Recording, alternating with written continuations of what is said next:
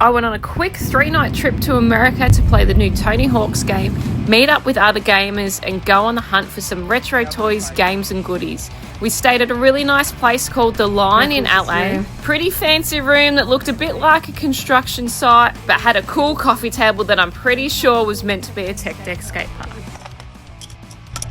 Guessing it's a tech deck skate park. It's a real bougie joint. This is not something I do. Last week I was at home tattooing Pammy Bammies and infinity symbols, so this is something pretty exciting for me. Hollywood sign, there we are. And there's that thing from Grand Theft Auto 5. Streets of LA.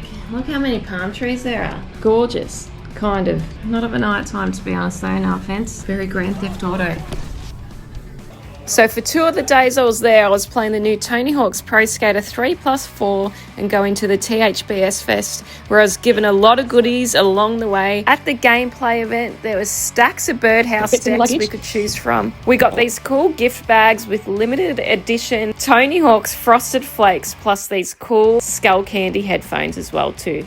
Then at the fest, I got a free Depop shirt with custom airbrushed artwork by Neckface. I got a pic with Tony, but I forgot to get him to sign my 3-4 manuals. I was so spewing I forgot, but I had package waiting for me as soon as I got home from Ralph D'Amato, producer of one of my favourite documentaries in the world, Pretending I'm a Superman, and also producer of the first 8 titles from the very first Tony Hawk's game all the way to Project 8. Inside the package was signed poster, DVD, and signed card from Tony Hawk's, signed cards by Rodney Mullen and Chad Musker. I was so happy to actually have some signatures. I was shattered I didn't ask for any on the night, especially from Tony Hawk's, and Rodney Mullen too. I met him and he's such a sweetheart. Nice to meet you.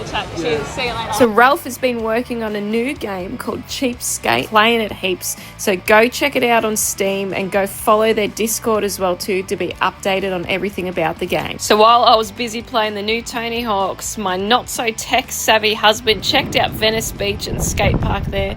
But first I had to remind him how to use the GoPro. Yeah, and don't record with your finger in front of the camera, Dale, like this or like that. Do you reckon you could do that for me today? 10 morning. He failed the mission, but ended up getting some really cool footage from Venice Beach.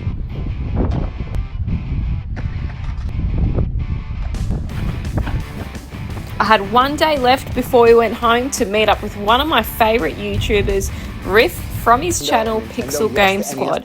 I thought I'd get Riff a little bag of Aussie goodies. Is this all like Australian? Yes, including of course a jar of Vegemite, and was completely unaware he was going to give me 2 amazing gifts. GTA 3 and GTA Vice City graded and sealed PlayStation 2 games.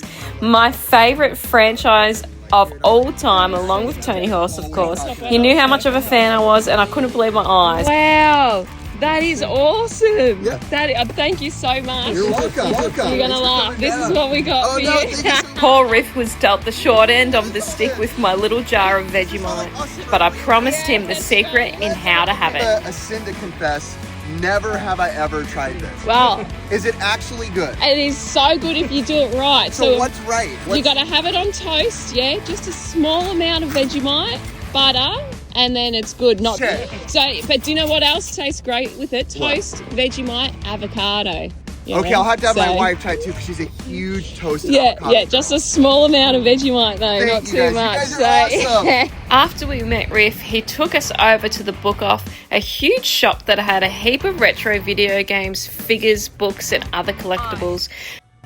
How long has this place been here for? I think a long time. Book Off, so I think it's called Art Off in Japan. Ah, yeah. So I think a lot of the stuff comes over from like the Japanese store. Yeah. And they bring them on over. So, but this one's from there's like Japanese on right here. Yeah, that's sick. Oh wow, price is pretty good too. Riff filled us in a little bit about the shop and showed us around a bit. The first thing to catch my eye were these 2001 World Industries Flame Boy and Wet Willy figures. World Industries was one of my favourite skate brands when I was a kid, and we didn't get many of their toys over here in Australia. I also was able to grab a crash test dummy figure and this awesome bully guide. But one of the biggest things on my list was to get some NTSC Nintendo 64 games that weren't available in Australia. I have pre-ordered my analog 3D and heard it will be region free, so I'll finally be able to play all those games that never came out in Australia.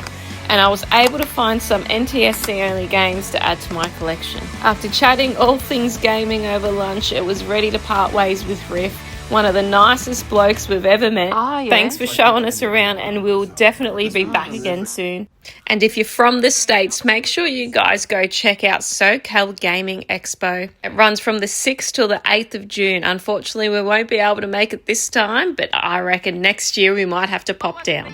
Kieran wanted to check out every tool joint along the way as well. Another stop for Kieran, a tool joint. After looking at boring tools, we went to another cool little game shop called Bros Game Shop. Inside they had heaps of Super Nintendo, NES, plenty of Sega stuff. I really want to get a Sega Dreamcast one day. Can't help but look at every single Tony Hawk's game. I didn't even realise this came out on Sega. You can't fit that on a plane. They had so much NES games, but unfortunately not in the PAL region. Couple of Nintendo 64 games, and I had my eye on the Japanese version of The Legend of Zelda Ocarina of Time, so I had to get it. Really good quality game as well too. I was worried about it getting crushed in the suitcase on the way home. But I did find these little pieces of paper in there and a handwritten note, so if anyone can translate it for me and let me know what it says, I'd love to know. Also grabbed this pretty cool Nintendo 64 little pocket power guide. And finally we went to Retro Games Plus. This shop was so awesome and it had so many things inside. The shop had a whole wall full of arcades that you could play. Lots of cassette tapes too, which I absolutely love. I was a bit worried about them getting damaged in my luggage, so I gave them a miss. They had so many figures and collectibles in there. A wall full of carded figures.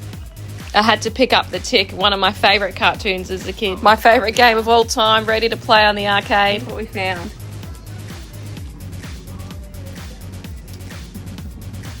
They had a huge collection of NES games as well too. A couple of Nintendo 64 games. There was so many things to look at. It was one of the best shops we've been to by far. But something I've been on the hunt for over a year now is old 90s trading cards. I want to get a bunch of packs of these cards and do a whole video of me opening some up. So I got a bunch of these cards from these guides. I've added it to the collection of the booster packs I already have, and in the future I'll be doing a video of me opening them all up. After we left Retro Game Plus, it was time to head home. Throw out some clothes and shoes to fit all this shit in my suitcase. Super happy with my haul and everything I picked up along the way in America. Also, all the awesome people I met along the way, thank you so much. It was the funnest couple of days I've ever had, so hopefully we'll be back in America in the near future. Thanks for watching, guys.